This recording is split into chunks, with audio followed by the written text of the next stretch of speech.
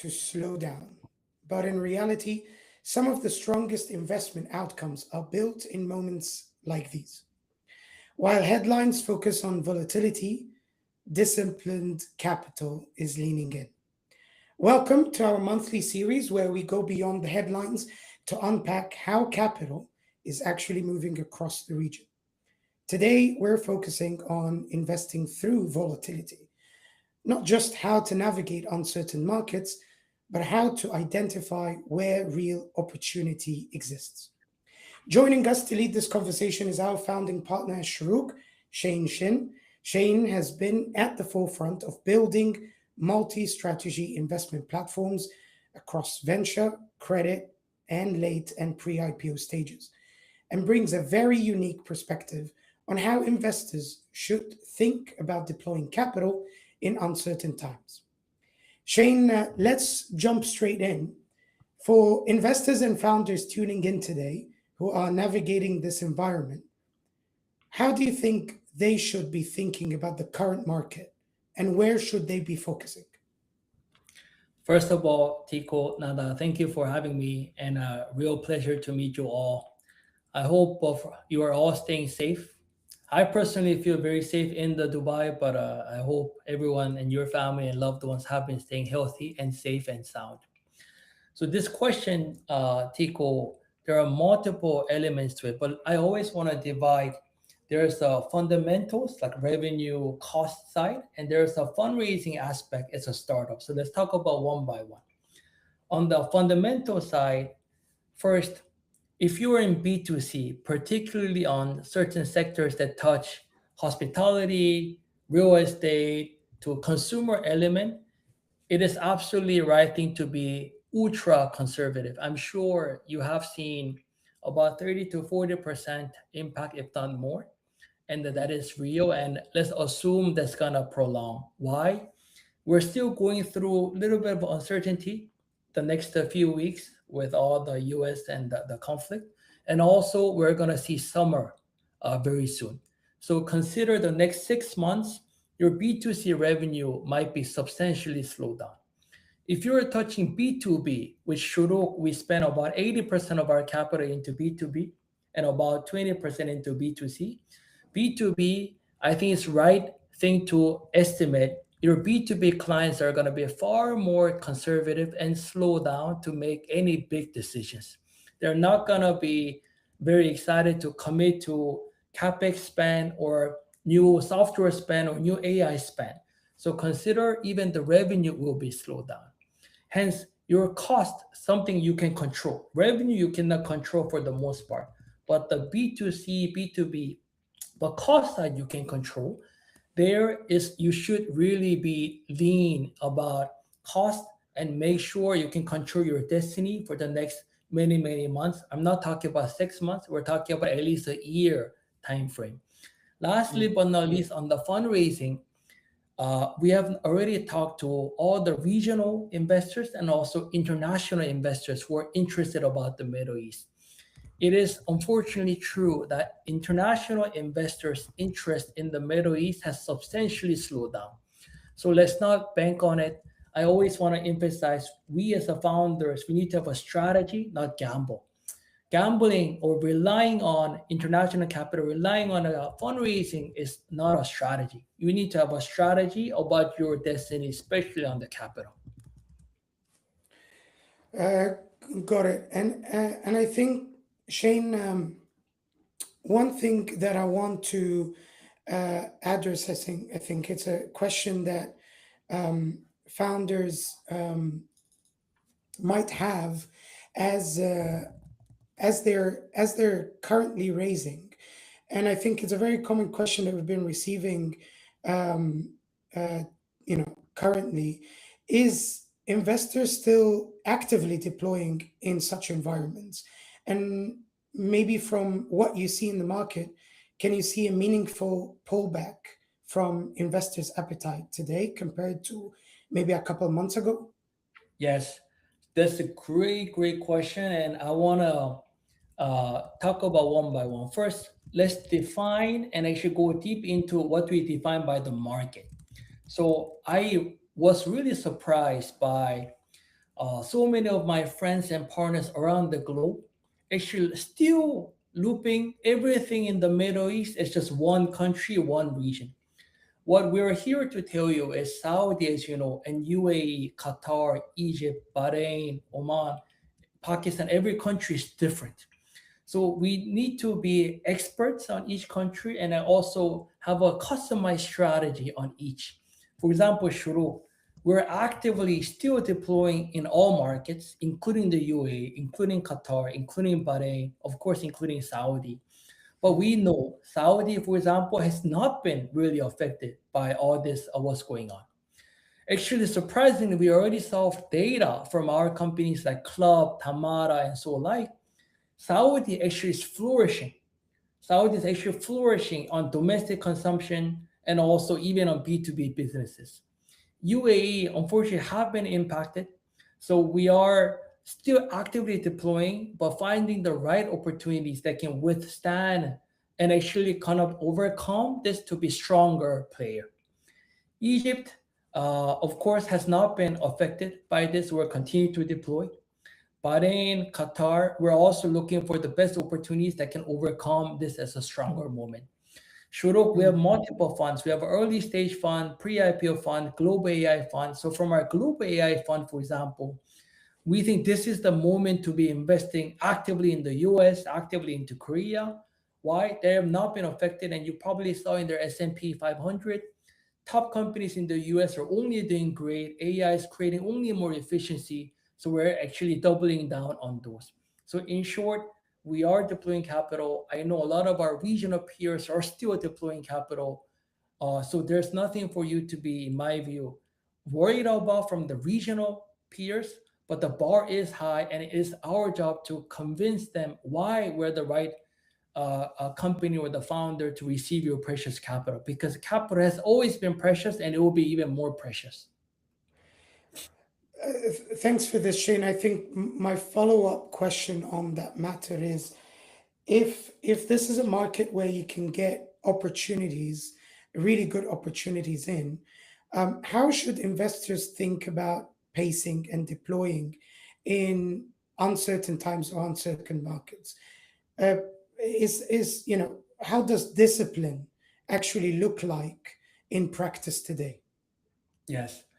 So I always feel uh, in any volatility or a risky environment, not deploying is the worst strategy. Over deploying might also be a bad strategy, but not deploying at all is a terrible strategy. If you actually study the 4 to 5 decades of investors who have been investing, actually always in the market makes it or break. You have to be always in the market. So Shuruk, that's our key strategy. We did that despite any cycle, be that COVID, be that any market, we've always been in the market. So just wanted to highlight that. Mm, We in this market, of course, you need to be cautious and you need to build conviction on what opportunities are going to be great. For example, even before all this conflict happened with AI, some companies are thriving with lower cost, but some companies are still slow to adopt AI and still are, in my view, overhiring or operating with the pre-AI era, and that's not healthy. And especially in the current war conflict situation, that only became even worse. That only became even worse. So, ironically, some companies who already thinned out the cost with AI actually are not going to see so much impact from the current conflict. But if you are slow to adopt the AI, right now is the best time to actually be forced to adopt and actually change and mm. actually, let's say, overcome this turbulent moment. Uh, and we'll cover AI a little bit more during our talk together today. But I think this prompts a question on: are there more compelling opportunities emerging in such environments? Are there sectors or business models that you see benefiting from this uncertainty today? Great point. So sectors are wide, and also I do believe, personally, my view is I'm bullish on the UAE and of course in the region. If you want to talk about UAE specific, who have been very heavily affected by the current conflict, we have always been bullish and respect the UAE leadership. So if I were to bank like a startup founder, UAE country, the leadership team has always been so A plus. So we truly believe that this is going to be short lived, and this is the time to be local and expert and actually go double down on sectors that we thought perhaps were overly hyped, and now we're seeing the lower valuation. We want to go actually triple in, and that can mean, let's start with what sectors have been affected the most: tourism, hospitality, events, real estate, and then followed by trade, the commerce, any logistics from sea and the air freight, not on the land, but trade. So these have been affected. I'll give you tangible examples why those sectors who have been impacted actually are giving some good circumstances. Let's say trucker, one of our portfolio companies. Trucker actually is seeing so much demand because of the increased significance on the land freight. There actually have been too much demand by Egypt to Saudi to the UAE. They're actually supply constraint. Um, so that is in a good situation to be in. Now, some companies that are affected, of course, we have a prop tech company or the restaurant QR code company. They have been impacted in the UAE, but we also are utilizing this moment to actually clean out our situation, actually refocus on our vision, refocus on the product, so that because the demand will come. It's not that they will never come. So we're using this opportunity to think about product line, product roadmap, any other geography we can expand, be that Saudi, be that outside of the region. For example, we just talked to our AI company called Journeyfy, who want to utilize this time to actually think about how to expand further into the US, further into the Asia. And we as a Shurok are actively helping them. So let's not be afraid to challenge our boundaries in these drastic times, because the drastic times require drastic measures. That's a good point for all investors that are actually following this live, and to the founders hearing this live. A quick comment to drop your questions in the chat. We will come to that within the next 10 minutes, and we'll get to answer some of them. So please keep the comment section live. Now, moving a little bit gears here, Shane, I think we've talked about AI.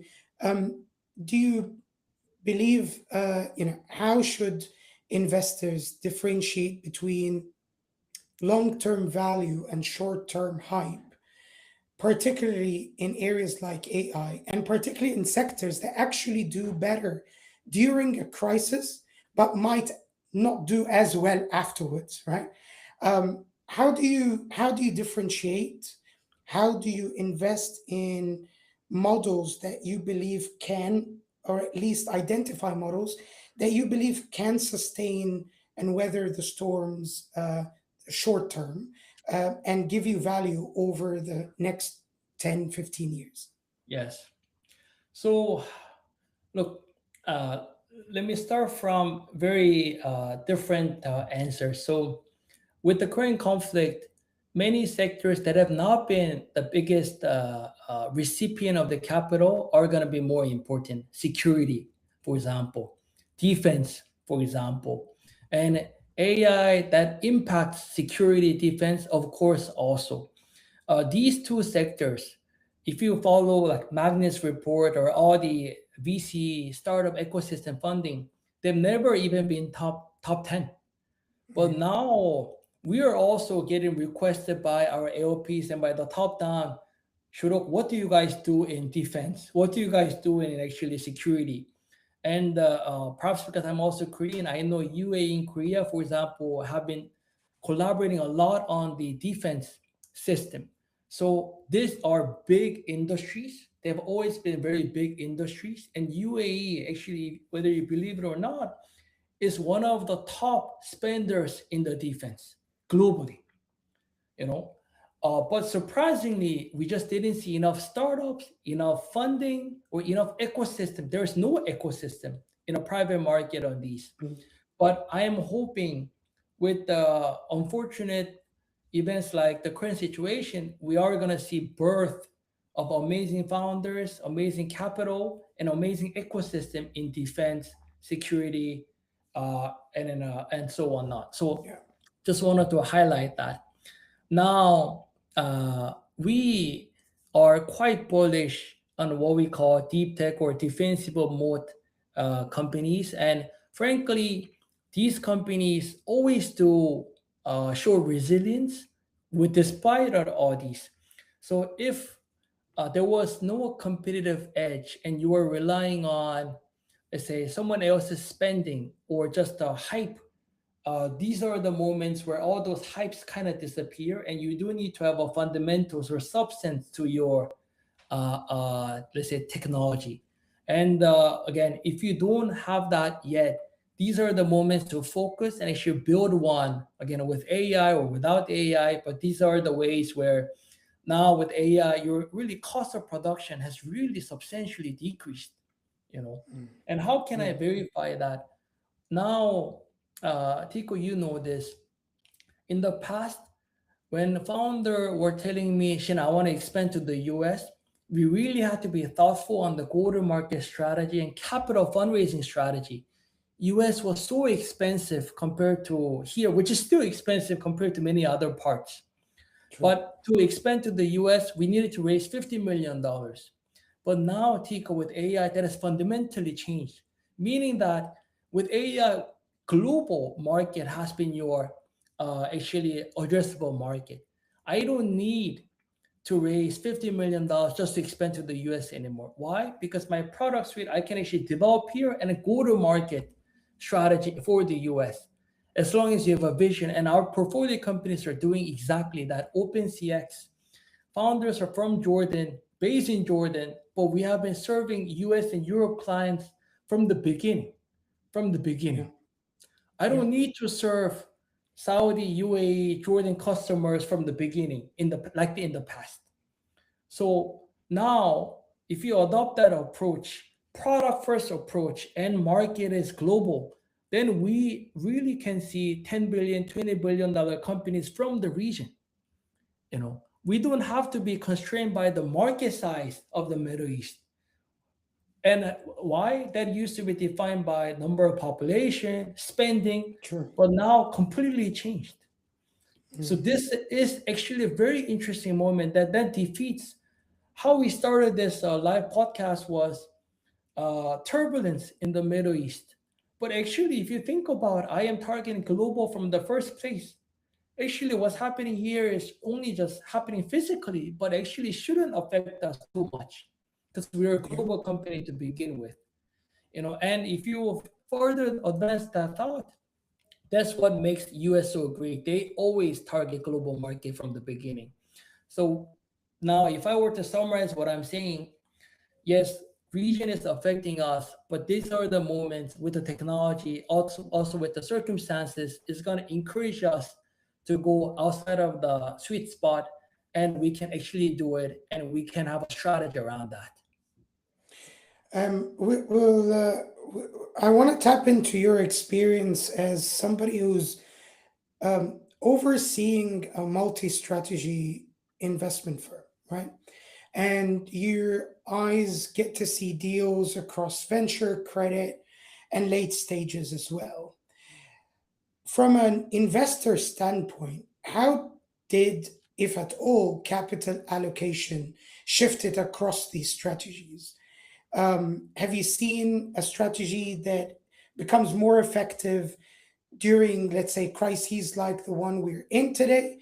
Yes. There were reports a couple of months ago on how private credit and credit has been under a lot of scrutiny. Is this still true in today's environment? Great points. Let me talk about different funds or platforms slash strategies we have. Let's start with credit because that's a great point. Honestly, in my view, from what I heard, if we didn't have this Middle East conflict sweeping across the news, we probably are going to be hearing far more negative news on private credit from the U.S. Because so much things are happening actually there, and because we have a private credit strategy, I follow the news there. In the U.S., so much bad things are happening there. However, in the region, frankly, our let's say maturity of the private credit market is not there yet, and we are far more immune from what's happening in the US. And we should, from our private credit platform led by Nathan and Joe, are actually doubling down on private credit.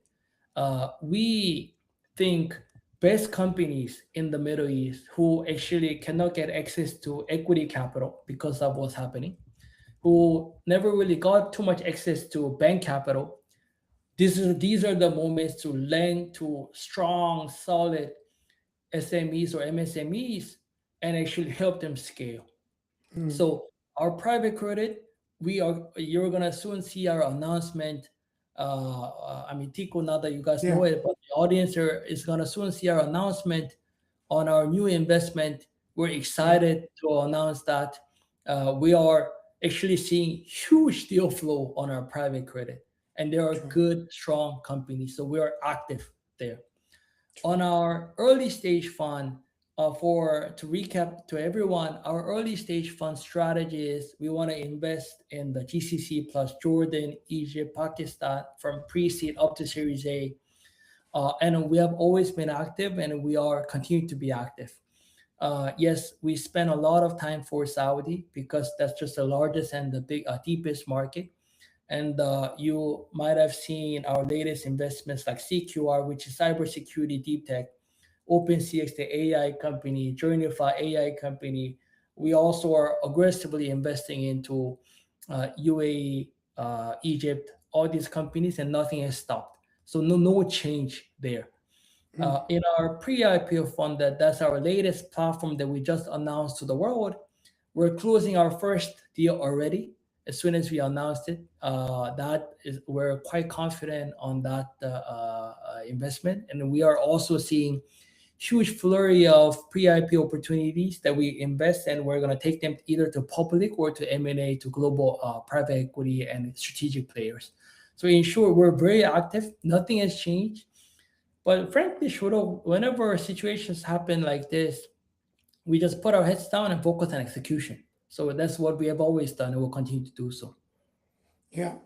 I've got a few questions that I want to channel through to you, and then we'll cover a few from the comments section before we call it off. But I think, it's very clear as investors, you want to, at these moments, you want to be strategically deploying capital, knowing obviously what to look for and what opportunities to look for.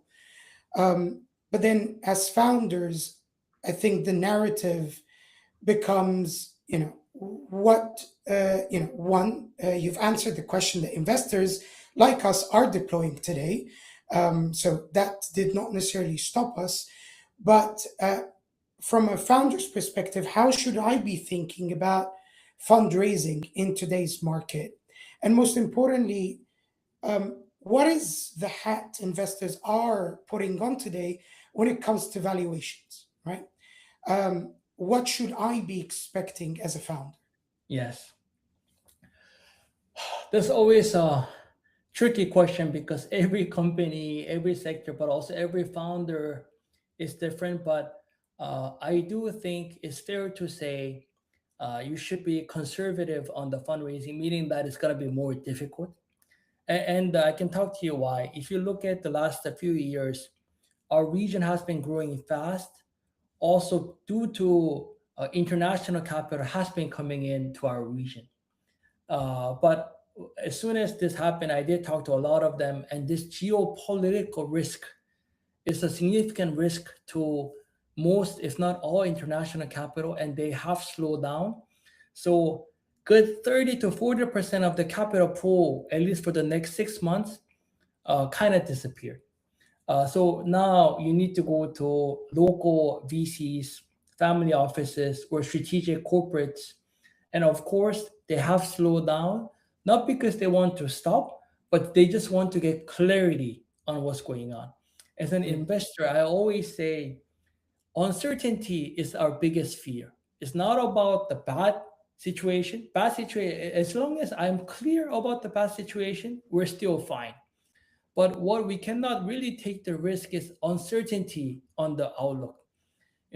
Today is about now 2 months into the war. I was hoping by now we have utmost clarity on the resolution and what's going to happen. But frankly, still now we don't have that. And what's really even more exacerbating is every 2 weeks we're seeing it's going to be delayed by another 2 weeks. So that is really not so good. And for founder, so just understand that investors are they didn't stop, but they just want some clarity. And I'm sure you can understand if you're an investor putting your own capital. But let's say VCs like us who have always been active and we're deploying, I think you just need to really give us the clarity on how the last 2 months have impacted your business and how the next 6 months are going to impact your business and why you think either you're going to be stronger or acknowledge that this has weakened my business, but we're going to be fine because of XYZ. That thoughtful conversation needs to happen. We cannot pretend everything is so fine or perfect because it's not, and we would respect the founder's maturity that you have thought about this, you have seen it, and how you're going to overcome this, and why do you need Shane or Shurok to help you with XYZ. yeah. Thanks, Shane, for really clarifying a lot of the questions that we've received from the audience prior to this live. I want to move to some of the questions that we've received in the comment section, and we would love to have your take on them. A question from Farhat Bashir, founder and CEO at Serab Technologies. Um, she's saying, I like to know your take for startups in the UAV domain, unmanned aerial vehicles. Given defense is now a topic, how is the current situation impact their funding? What measure these startups should take if they are raising funds? So first, thank you for the question. And personally, I've seen not too many companies on that field, but we have seen it in the UAE, also in Korea. I respect and admire the journey because I'm sure it has not been easy. First, I would like to understand, and you are probably thinking about how much capex I need. If your business in that industry is low capex or light capex, probably I can say is the right time or better time at the moment. But if you require significant capex, meaning that significant amount of capital, that has always been, in my view, biggest worry for this industry in the Middle East because there are not too many investors investing in that segment because of the capex environment. And Shuruk, we have invested in a businesses that have huge capex, and it does present a challenge on scale. So capex is related to scale, and related to what we're looking for is we're looking for big outcomes and big scale. And this is what is different from the US and China, where there's just so much capital in every sector and every stage versus here. So in that segment, your best bets are likes of ADIO, likes of TFTF, likes of strategic capital providers who can support you, and you need to prove some kind of idea and a thesis and why this is going to be a huge outcome for a VC like us. And I know this is not the easiest a positive answer you're looking for, but if I were you, I would approach look ADIO, TFTF, certain capital strategic providers. Look, my industry is becoming more essential and strategic to the country, and you need to support me. Otherwise, I'm not gonna get XYZ capital from the regional VCs, and otherwise, you will never grow this industry, never. And I do think Mm. it's very important. We are already seeing the pulse of drone to defense to missile, anti missiles, AI, cybersecurity, security, and this entire field. We need audacious founders like you and constantly push the boundaries. Another question from Salim Hassan, who's uh, been a friend to the firm for quite some time. He's asking a very good question. What type of AI opportunities move Shuruk's needle for your AI fund? And I think he's referring to Preside Yes, Shuruk yes. AI fund. So great question. For to everyone's clarification, our precise Shurok AI fund, we target actually investing in the global AI companies, and we have been and will continue to invest from our regional funds, our early stage fund, Bidaya fund, our latest fund, pre-IPO fund, Catalyst fund. They will invest in the let's say regional AI companies. Generally, uh, we look at AI as a four buckets. There's AI application layer, there's enablement layer, there is a foundation layer, and there's infrastructure layer like data centers. Shuro, we prefer companies from application layer to foundation layer. Infrastructure, data centers, and etc. Generally, we don't touch it. So if you operate within these three buckets, we would love to talk to you. We love AI. Tico, you know this. We spend so much time on it. I personally spend good 12 hours every weekend playing with Claude and etc. just to try. But at the same time, I'm also getting FOMO. I want to be vulnerable and open. With the difficulty of AI is every 6 months we get something new, and honestly, it's a wild west there. So, what I would Mm. like to understand if you're AI founder is how mission critical you are to my life or organization's life, that you're not going to be outdated or replaced. You're only going to be more essential going forward. And if that's the business or sector you are in, we'll love to do more.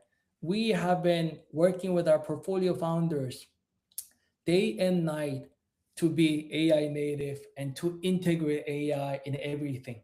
Shuruk, we're also coming up with our own agent for each platform. I call Bidaya Fund agent, Nada Fund, which is our credit fund agent, value creation strategy agent, Markham agent. So if your solutions are deeply integrated and mission critical, we are going to work with you. We would love to either invest with you or help you get other clients through us. Let's take one last question, Shane, and I think that one touches the real world assets thesis. But Roman Harris is asking, how is your current thoughts about RWA projects like Mantra that Yes, we've invested in before? yes, Um, great one. what is our current thesis? What Yes, changed? What yes. not? So first is then it seems like you're very knowledgeable about the space.